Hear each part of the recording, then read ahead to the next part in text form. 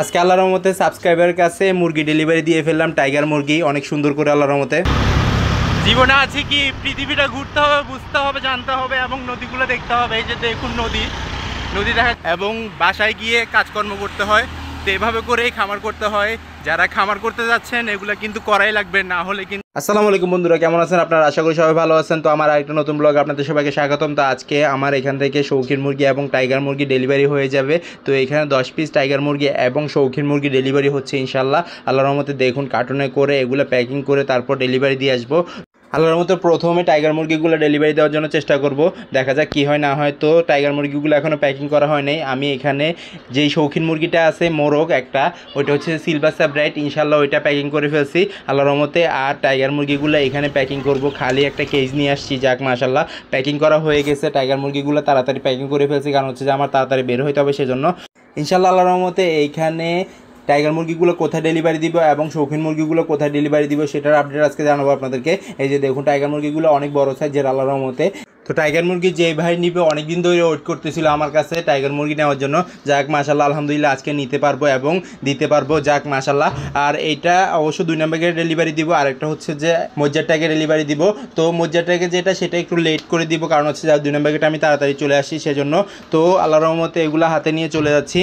আল্লাহর রহমতে 2 নম্বর হচ্ছে যে আমার বাসার পাশে, সেজন্য আমি তাড়াতাড়ি চলে গেছি। আর এখানে কিছু ঘরের জন্য কিছু জিনিসপত্র নিয়েছি যেগুলা অনলাইনে সাপ্লাই দেওয়ার জন্য ইনশাআল্লাহ আল্লাহর রহমতে। তো এটা নেওয়ার পর আল্লাহর রহমতে মুরগিটা ডেলিভারি দেওয়ার কথা ছিল, কিন্তু ওই ভাইটা এখনও আসে নাই, সেজন্য আমি অন্য জায়গায় চলে গেছি ইনশাআল্লাহ। তো নতুন ব্রিজ বেশি ডেলিভারি দিতে হয় আমার, সেজন্য নতুন ব্রিজ ডেলিভারি দিতে চলে আসছি আজকে। এই যে দেখুন এখানে মুরগি আছে, পিছনেও একটা মুরগি আছে, শৌখিন মুরগি সিলভার স্যাব্রাইট মেল।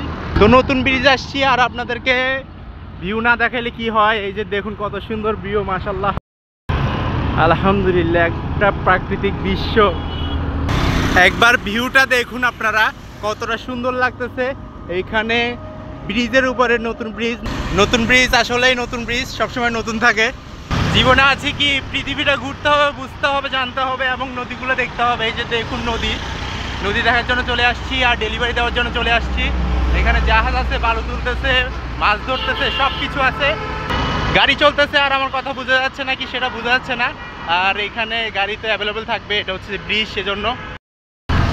এই যে দেখুন গাড়িগুলো চলাচল করতেছে কত দ্রুত দ্রুত দ্রুত। এই যে দেখুন ব্রিজটা অনেক লম্বা, হেঁটে পার হচ্ছি।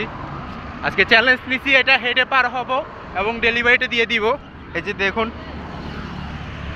চ্যালেঞ্জটা হলো হেঁটে হেঁটে ডেলিভারিটা দিয়ে আসবো ব্রিজের ওই পারে ইনশাল্লাহ। এখানে ফুল বিছাইতো আছে আর এখানে গাড়ি চলাচল করতেছে, আমি হাঁটতেছি একা একা মুরগি নিয়ে, এটাই বাস্তব। ওই যে দেখুন তো গাছগুলা অনেক সুন্দর, বৃষ্টিও পড়তেছে। ডেলিভারিটা কালকে দেওয়ার কথা ছিল কিন্তু দিতে পারিনি বৃষ্টির কারণে, এখনও বৃষ্টি পড়তেছে। তো এভাবে করে ডেলিভারিটা দিয়ে এবং বাসায় গিয়ে কাজকর্ম করতে হয়। তো এভাবে করেই খামার করতে হয়। যারা খামার করতে যাচ্ছেন এগুলো কিন্তু করাই লাগবে, না হলে কিন্তু আপনি লসের পর্যায়ে পড়ে যাবেন সেজন্য। তো এখানে শৌখিন মুরগিটা আল্লাহর মতো ডেলিভারি দিয়ে ফেলছি। পরবর্তীতে টাইগার মুরগিগুলো নিয়ে আবার 2 নম্বর গেট যাইতে হবে, এগুলো ডেলিভারি দিতে হবে। তো এখানে গাড়িতে করে চলে যাচ্ছি আল্লাহর মতে। তো ব্রিজের উপর দিয়ে যাইতে হবে, কারণ হচ্ছে এই দিক দিয়ে আর কোনো রাস্তা নেই, সেজন্য ব্রিজের উপর দিয়ে যাইতে হবে। তো এটা দেওয়ার পর আল্লাহর মতো চলে আসছি 2 নম্বর গেট। আমি লেট করে ফেলছিলাম, ভাইরা চলে যাওয়ার জন্য চেষ্টা করতেছিল। পরবর্তীতে আমি কল দিছিলাম, জামের কারণে দেরি হয়ে গেছে। যাক মাশাল্লাহ ওনাদের সাথে কথা বলে ভালো লাগলো এবং মুরগিগুলো পেয়ে ওনারা অনেক খুশি হইলো। যাক মাশাল্লাহ দেখুন ওনারা খুশি এবং বুঝিয়ে দিতেছিলাম কিভাবে কি করবে। পরবর্তীতে আমি বাসায় চলে আসছি, বাসায় চলে এসে জাওয়া পাখির রুমের যে কাজগুলো আছে ওগুলো করার জন্য তৈরি হচ্ছি। তো ভাবলাম যে কোয়েল পাখির কেজের রুমের যে জাওয়া পাখির কেজটা বানাবো ওইটার কাজটা করে ফেলবো, সেটা করে ফেলবো ইনশাল্লাহ আজকে। আর বাজিকা পাখিগুলো ধরে ধরে কেজের মধ্যে দিয়ে ফেলতে হবে যেন সিস্টেম মতো না বেরোতে পারে সেজন্য। আল্লাহর রহমতে টুকিটাকি মিস্ত্রি কাজ যেগুলো থাকে ওগুলো আমি নিজে করে ফেলি। এইখানে অনেক আগে থেকে প্ল্যান ছিল যে জাওয়া পাখি রুমটা আলাদা করে ফেলবো এবং কোয়েল পাখি রুমটা আলাদা করে ফেলবো। যারা আমার রেগুলার ব্লগ দেখেন তারা তো জানেন অবশ্যই যে কোয়েল পাখিগুলো আমি এখানে ছেড়ে দিছি ইনশাল্লাহ আল্লাহর রহমতে ডিম পাড়ার জন্য। তো দেখা যাক কী হয় না হয়। গরমের জন্য ওরা কিন্তু একবারে কেজের মধ্যে ডিম পাড়া বন্ধ করে দিছে, তো এখানে ছেড়ে দিছি। আজকে জালি ফিটিং করে ফেলবো, জালিগুলো ফিটিং করার পাশাপাশি এখানে জাওয়া পাখিগুলো ধরে রাখতে হবে। আর হচ্ছে যে খুব সুন্দর করে কিন্তু কোয়েল পাখিগুলো থাকতে হবে, নয়তোবা কিন্তু এখানে মারামারি করে মারা যেতে পারে। সেজন্য ইনশাআল্লাহ আল্লাহর রহমতে আপনারা সবাই দোয়া করবেন যেন খামারটা আরও বড় করতে পারি এবং স্পেসের মাধ্যমে যেন সব কিছু লালন পালন করতে পারি। আপাতত স্পেস নেই, সেজন্য অল্প অল্প লালন পালন করতেছি, দেখা যাক কী হয় সামনে। তো কোয়েল পাখিগুলো এখানে যখন ডিম পাড়া শুরু করবে ইনশাআল্লাহ অনেক বেশি ডিম পারবে।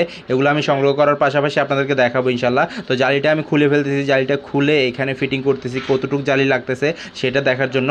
তো ইনশাআল্লাহ জালিটা ফিটিং করার পর আরও সুন্দর দেখাবে ইনশাআল্লাহ, সেটা নেক্সট ব্লগে দেখতে পারবেন। আজকে এটা ফিটিং করব, অনেক সময় লাগবে, কারণ হচ্ছে যে একদিনে সব কিছু করা যাবে না।